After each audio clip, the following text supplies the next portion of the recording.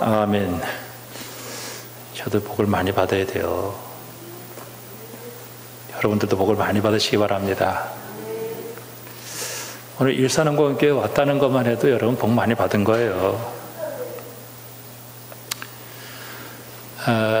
이번 주는 우리가 집에 가서 제 성경책을 펴놓으라 그랬죠? 예. 어디를 펴놓냐면은 데살로니가 전서예요. 벌써 폼나잖아요. 야, 이 성경책 펴놓은 주변에 이게 다르다 말이에요. 성경책을 펴놓은 게 다르죠. 여기에 제가 우리 교회 처음 와서 이제 이쪽에 그냥 예전에는 커튼이 이렇게 있었고, 그다음에 여기가 이렇게 그 창문 이렇게 있었을 때 여기를 리모델링을 이렇게 했어요. 그리고 이 벽에다가 글을 써놓아야 되는데 어떤 글을 쓸까 생각을 했어요. 이제 항상 기뻐하라 해서 데살로니가 전서를 쓴 거예요. 5장 16절부터 24절까지.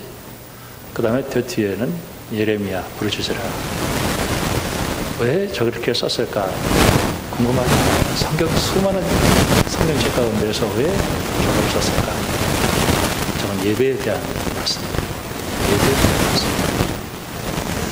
저는 이 예배가 얼마나 중요한가 하는 것을 생각해보면, 우리 예배를 드리지 않으면 믿음을 잃어버려요. 그러니까 얘가 예수님은 예배를 통해서 늘 만나는 거예요. 그래서 예배에 대한 얘기다 하는 얘기예요. 특별히 이 데살로니가 전서에서 제가 이제 처음에 쓴 거는 뭐냐면, 우리 교역자가 제가 이제 설교를 하잖아요. 근데 이제 뭐 새벽에도 나오시는 분들도 있고, 혹은 수요 예배, 금요 기도에 나오시는 분도 있지만, 대부분이 이제 주일 낮에 이제 한번 오시는 거죠. 근데 이 주일날 한 번 설교를 듣고 이 험한 세상에서 신앙생활을 유지하기는 너무 힘든 거예요. 그래서 이제는 하나님의 음성을 설교에 만족하는 게 아니고 내 스스로 말씀을 해서 내가 먹어야 돼요. 내 스스로. 그렇게 하기 위해서는 성경을 읽을 수 있어야 된다는 것이에요. 그러니까 내가 성경을 이렇게 읽으면서 그 성경을 나의 양식으로 내가 먹어야 되는 거예요. 근데 이제 이 데살로니가 이제 전서를 읽으면서 여러분이 뭐를 이렇게 보게 될 거냐면은 재림에 대한 얘기가 나와요. 재림. 그러니까 재림에 대한 얘기가 나올 때 사실 우리의 소망은 이 시대는 돈에 그 사람들의 그 관심이 쏠려 있는 시대예요. 그래서 이제 돈 없으면 죽는 것 같고, 돈 좀 있으면 기고만장하고 이러는데, 돈에 우리 소망이 있지는 않아요. 돈이 있으면 좋고 또 없으면 좀 불편하지만은 돈은 하나님이 주셔요. 그것 때문에 걱정할 필요는 없고요. 정말 우리가 이 데살로니가 전서를 통해서 당신의 소망이 무엇입니까? 이렇게 얘기하면, 우리 주님 재림하시는 게 내 소망입니다. 그리고 우리 주님 재림하시는 날 내 이름 불러서 내가 하나님의 나라에 가는 겁니다.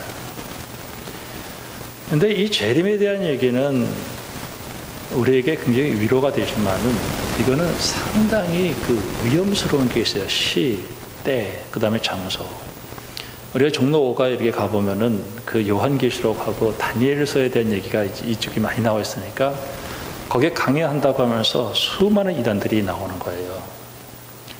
근데 이 사도 바울은 어떻게 얘기를 했냐면은 사람들이 듣기 좋은 얘기를 안 했어요. 아첨하는 말이나 혹은 탐심의 탈을 쓰지 않고 순수하게 하나님 말씀만 증거했어요. 권위적으로 한 것도 아니고, 아비가 자녀에게, 유모가 그 아이에게 하듯이 그냥 순수하게 설교를 했어요. 근데 성령께서 깨닫게 해주시는 분은 그걸 받아들이는 거예요. 전 내가 예수를 믿고 우상을 버리고 하나님을 우리의 아버지로 섬기게 됐다라고 하는 거, 여러분, 이제는 우리의 소망은 하늘나라에 있다는 사실을 깨닫고요. 비록 지금 인생길 험하고 험한 길을 걸어간다 할지라도 무주님 재림하셔서 그 마지막 날 내일은 꼭 불러주시고 나를 하늘나라로 이끌어준다는 그 소망을 가지고 여러분 힘있게 살아드리는 이 우리의 삶이 되어지기를 주님의 이름으로 축복합니다. 예배 잘 드리면서 예수님과 나와의 관계를 잘하고 그리고 내가 하나님께 영광을 돌려야지. 이게 이제 데살로니가 전서인데 여러분 이제 집에 가셔서 이제 펴놓으시고 다 이제 뭐 5장까지밖에 안 되니까 하루에 한 장씩 읽어도 괜찮다. 수없이 읽으세요. 그리고 또 달랑달랑 하면서 3절 읽기도 하고 2절 읽기도 하고 그러면서 건축한 동안에 여러분에게 생명의 양식이 되어지기를 바랍니다. 신년 벽도에 우리 교회를 위해서 우리가 1년 동안 우리 성도들과 함께 어떤 말씀을 붙들고 이 한 해를 살까. 이제 우리 그 총회에서는 이제 회복에 대한 얘기가 많이 됐지만은 저는 그 총회를 따르지 않고 우리 교회가 어떻게 살아가야 될 것인가 생각하다가 이 말씀이 떠올랐어요. 다음 주 설교는 히브리서에 대한 설교인데 정말 내가 예수를 믿고 기도하면 하나님 응답하신다. 여러분 이게요 기가 막힌 겁니다. 나는 하나님이 내 기도를 그리고 내가 하나님이 내 기도 반드시 응답하신다. 이 체험. 우리가 신앙생활하는 것은 어떻게 보면 살아계신 정말 내가 믿고 기도하는 하나님께서 내 기도 여러분 이 한 해 믿고 기도하고 맡겨서 하나님이 일하시는 것을 체험하고 여러분의 삶에 일어나기를 주님의 이름으로 축복합니다. 오늘 이 16절 말씀부터 이렇게 보면은 주님께서 그 십자가 지시고 죽으시는 그 이유 왜 그렇게 주님이 십자가를 지고 죽으셨다가 살아나야 된다 하는 얘기를 하는데 이 세상에 돌아가는 얘기를 한마디로 아주 이상한 얘기를 통해서 이야기하고 있죠. 어느 성도들이 이렇게 이제 목사를 위해서도 기도도 안 하고 또 교회를 위해서도 기도도 안 하지만은 바쁠 때 꼭 빠지지 않고 기도하는 게 있어요. 자식을 위해서 기도하는 거예요. 자식. 그 부모는 이 머릿속에 자식이라고 하는 것이 굉장히 약점이에요. 여기 아버지가 있는데 이 아버지에게 아들이 하나가 있었어요. 근데 이 아들이 어렸을 때부터 귀신이 들려가지고 자꾸 물과 불에 던져서 넘어지고 쓰러져서 거품을 물고 늘 이렇게 되어 있어요. 그러니까 이 아버지가 얼마나 마음이 괴로웠겠어요. 이거를 하나의 그 사건이지만은 이 사건을 통해서 이 세상을 얘기하고 있는 거예요. 예수님이 왜 십자가에서 죽을 수밖에 없는가? 여기 첫 번째 우리에게 나오는 단어는 귀신이라는 단어예요. 귀신. 두 번째는 꼬일 대로 꼬여 있어요. 정말 이 아버지가 정말 절망적인 상황 속에서 아무것도 할 수가 없는 거예요. 그래서 격려를 일으키고 땅에 엎드려서 부르고 거품을 흘리고 있어요. 제자들에게 와가지고 조금 고쳐달라고 얘기했는데 제자들이 아무런 일을 못해요. 참 오늘 이 말씀이 이제 첫 번째 우리에게 주어지는 말씀인데 2021년도를 이제 시작을 합니다. 1월 달부터 12월 달까지를 한 장에 놓고 이렇게 쭉 쳐다보면은 어떤 면에서 참 한숨이 나고 야 우리가 이 한 해를 살아가야 되는데 내가 어떻게 살아갈지 캄캄한 세상에 대통령에게 문제가 있는 것도 아니고 어떤 정치인들에게 우리가 얘기할 것도 아니에요. 저는 오늘 이 말씀을 통해서 야, 귀신이라는 놈이 있었구나 하는 것을 보는 거예요. 아, 영적 전쟁이구나.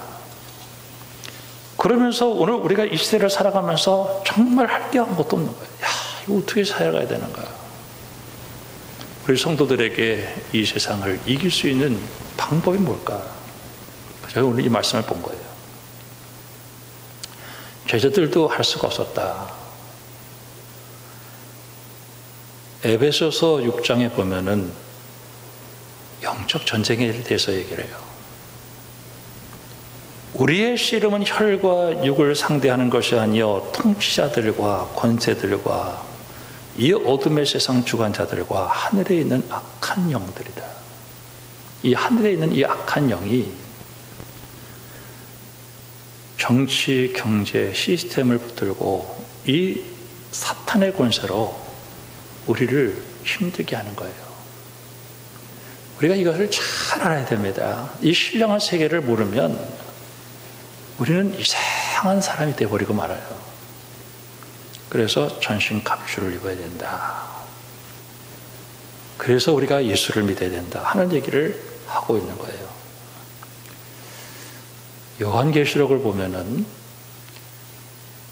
요한계시록은 한마디로 교회의 위로와 소망인데 이 교회들이 엄청 핍박을 받았어요. 그 소아시아 7교회.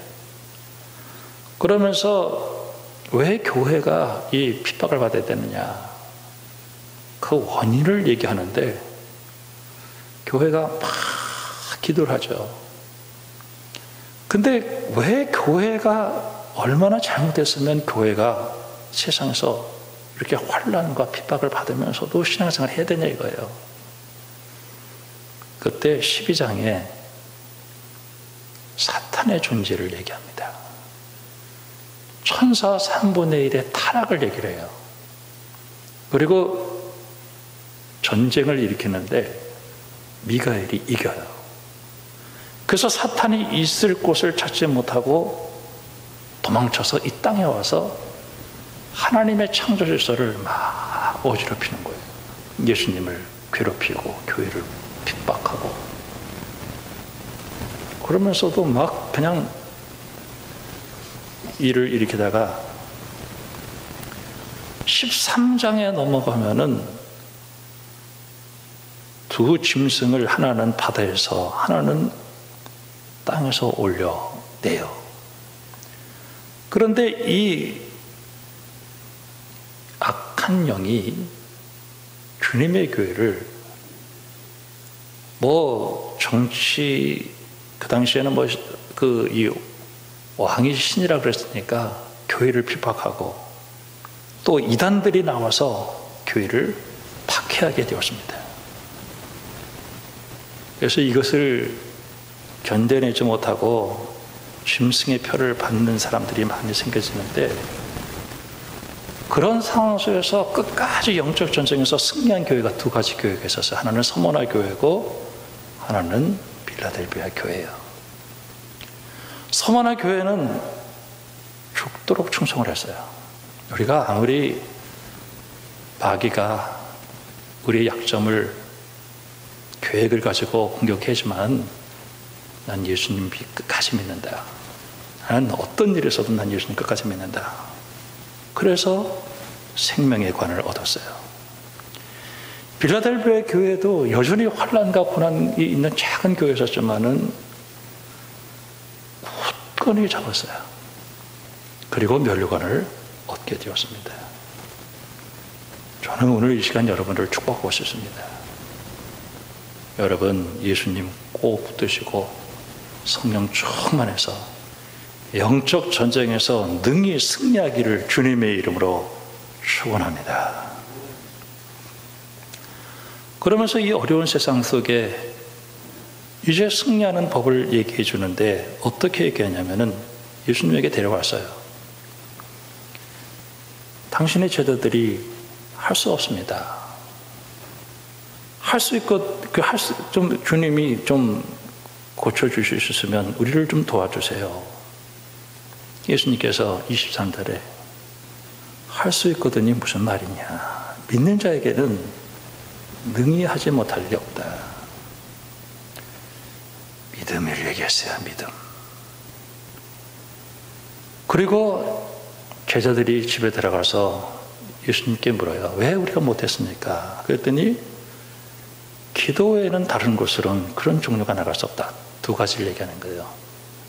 믿고 기도하면 된다는 거예요. 여기서 제자들은 기도를 안 했던 것이 아니에요. 제자들 기도했어요. 오늘의 이 기도는 예수님이 역사할 만큼 많은 기도를 얘기하고 있는 거예요. 저는 우리가 이 시대를 살아가면서 참 절망적이고 귀신에 의해서 꼬일 대로 꼬이고 정말 정치, 경제, 사회, 문화 어디 하나 막 골치 아프지 않은 일 하나도 없고 할 수 있는 게 아무것도 없어요. 코로나가 보여요. 눈에 보여야지. 아무것도 보이는 것도 없고 마귀가 우리 눈에 보여야지. 보이지도 않고. 그런데 이게 놀라운 계획과 또 이 작전을 가지고 우리의 약점을 기가 막히게 공격해내는 거예요. 저는 예수님이 십자가에서 죽으시고 부활하셔서 승리하신 그 이유가 여기 있는 거예요. 히브리서 4장에 보면 예수님께서 우리의 연약함을 동정하지 못하실 리가 아니요 모든 일에 우리와 똑같이 시험을 받는 일이시로되 죄는 없다. 저는 예수님이 육신으로 오셔서 배고프시고 때로는 피곤하시고 때로는 박해를 받으시고 그런 가운데서도 죄를 짓지 않고 다시 살아나셔서 십자가 지시고 고난당하셨기 때문에 우리가 긍휼하심을 받고 때를 따라 돕는 은혜를 항상 주셔요. 제가 이 세상 살면서 승리할 수 있었던 비결은 딱 한 가지밖에 없어요. 하나님의 은혜의 보좌 앞에 매일매일 나가서 믿고 기도하는 거예요. 하나님은 살아계십니다. 그 주님은 이 귀신의 모든 것들을 멸하러 오셨어요. 주님이 십자가 지시고 부활하셔서 피를 흘리심으로 그 원수마귀를 내쫓았어요.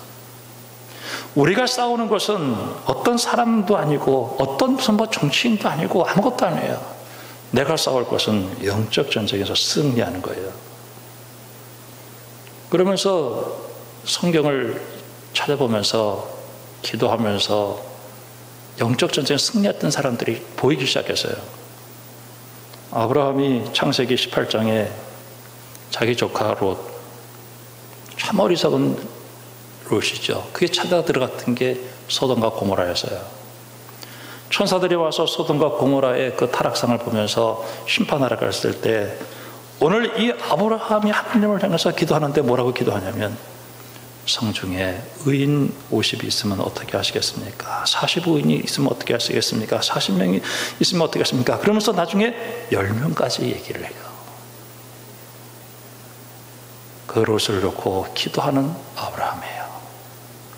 저는 성경을 통해서 이렇게 보면 성경은 딱 한 가지 얘기를 하고 있어요. 하나님을 향해서 소망을 가지고 기도하는 사람들의 그 기도와 응답으로 성경은 꽉 차 있어요. 여러분, 이 한 해는 믿고 기도하는 가운데 하나님을 여러분이 체험적으로 만나는 여러분들이 되기를 주님의 이름으로 축원합니다. 아브라함의 기도를 들으신 하나님은 내 기도를 들으신다. 출애굽기 14장에 보면은 홍해를 내 앞에 홍해가 넘실넘실 거려요. 애굽에서 나왔죠. 뒤에는 애굽 병정들이 바로와 함께 따라오고 있어요. 백성들은 불안해서 떨고 있어요. 모세가 하나님을 바라볼 때 하나님께서 말씀하시는 거예요. 뭐라고 말씀하시냐면은 하나님께서 뭐라고 말씀하시냐면 모세가 백성에게 이르되 너희는 두려워하지 말고 가만히 있어서 여호와께서 오늘 너희를 위하여 행하시는 구원을 보라. 너희가 오늘 본 애굽 사람을 영원히 보지 못하리라. 여호와께서 너희를 위하여 싸우시니 너희는 가만히 있을지어다. 여러분, 하나님을 잠잠히 의지하는 여러분들이 되기를 주님의 이름으로 축복합니다. 출애굽기 17장에 보면은 광야에 나와서 이제 아말렉이라고 하는 그 족속들과 여호수아가 나가서 싸우고 있었어요. 그때 모세가 기도를 하는데 이 손이 하나님 향해서 올라가면은 승리하고 피곤해서 내려오면 지는 거예요. 아론 그 훌이 옆에 와가지고 그 손을 들어서 기도하게 했어요. 그때 계속해서 승리했던 거예요. 대대로 싸운다는 거예요. 여러분, 우리가 이 한 해를 승리할 수 있는 비결은 기도의 손을 드는 거예요. 나는 할 수 없지만 우리 하나님이 하십니다. 우리 하나님께서 역사하십니다. 여러분, 역사가 일어납니다. 내가 만약에 기도해도 나는 하나님의 응답이 없다, 그러면 내 신앙에 대해서 다시 한번 돌이켜봐야 돼요. 하나님은 살아 계십니다. 창세기 32장에 보면은 야곱이 형 에서와의 관계 속에서 20년 만에 돌아와요. 자기의 모든 것이 다 이제 안 통하는 그 밤이 왔어요. 재물도 보내고 자기 부인도 보내고 자기 자식들 다 보냈어요. 이제는 혼자서 야복 강가에서 앉아서 걱정하고 있을 때 갑자기 어떤 사람이 기습해서 들어오는 거예요. 야곱은 그것이 에서가 보낸 자객인 줄 알고 거기서 씨름을 벌이게 됐어요. 아주 얼마나 끈질긴지, 하여튼 자기의 인간적인 힘으로 모든 것을 다 해보려고 했었던 그 야곱이었어요. 그때 이 천사가 빠져나가려고 할 때, 야곱이 얼마나 머리가 빠른 사람인지, 이게 천사였구나.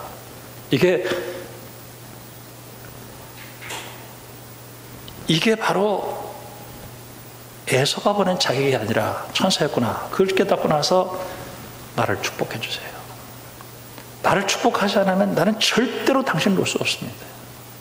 그럴 때 그가 하나님 만나고 그리고 헌덧뼈를 치었을 때 저렇더라.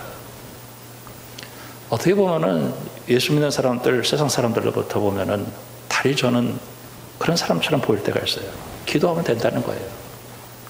저는 이 세상 살면서 딱 한 가지 내 인생의 법칙이 있다고 한다면 기도하면 되는 거예요.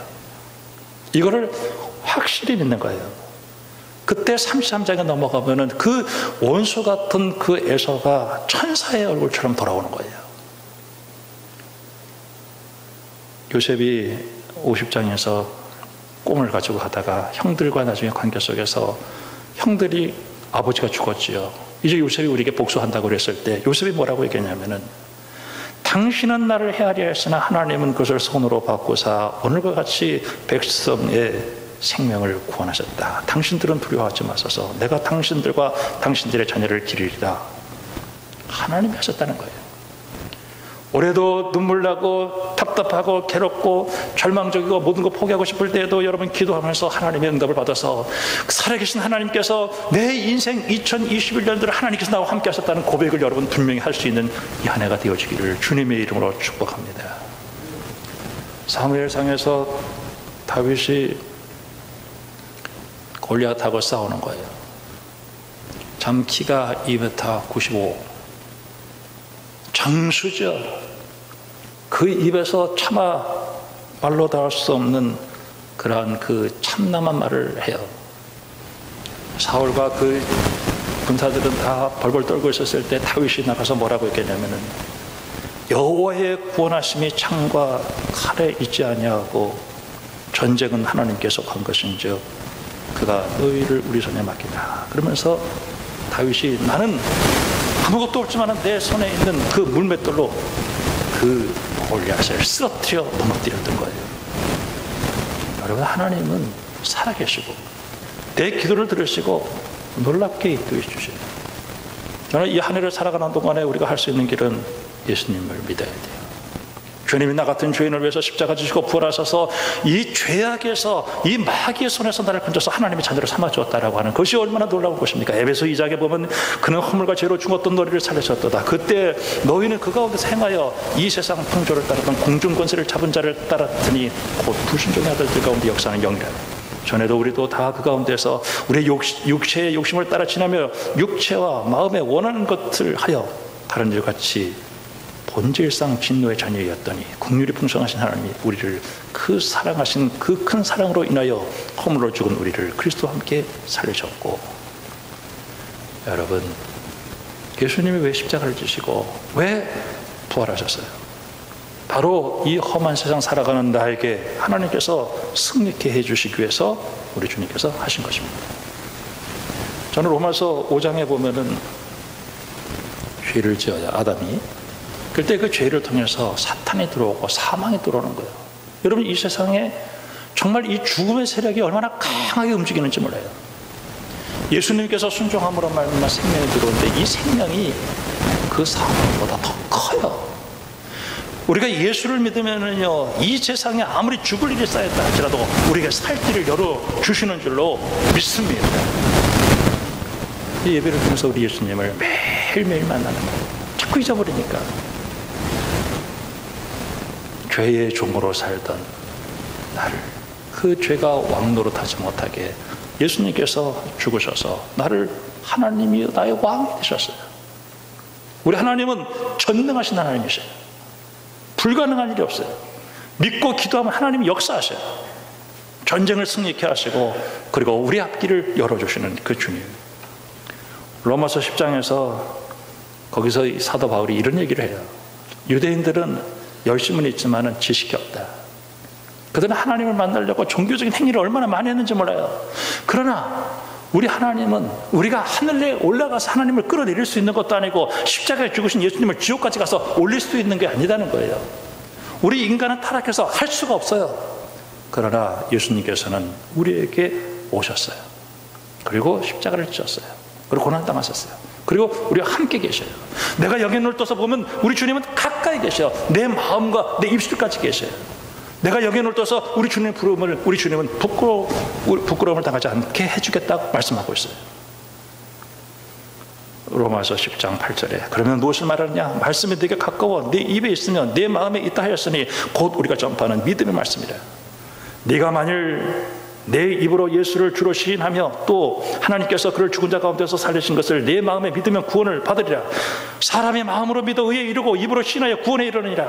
성경에 이르기를 누구든지 그를 믿는 자는 부끄러움을 당하지 아니하리니 유대인이나 헬라인이나 차별이 없다. 한 분이신 주께서 모든 사람의 주가 되사 그를 부르는 사람에게 부여하신다.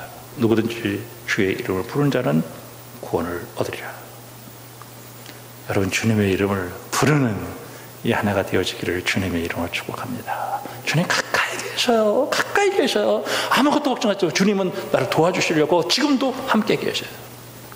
믿고 기도하고 맡기면 하나님 역사하십니다. 얼마나 기도해야 되느냐? 주님이 역사할 때까지 기도하는 거예요. 여러분, 영적 전쟁에서 승리하고 하늘의 복, 땅의 복 다 받으리는 믿음의 사람들이 되기를 주님의 이름으로 축원합니다. 기도하겠습니다. 하나님 아버지, 믿고 기도하고 맡기고 하나님께서 일하시는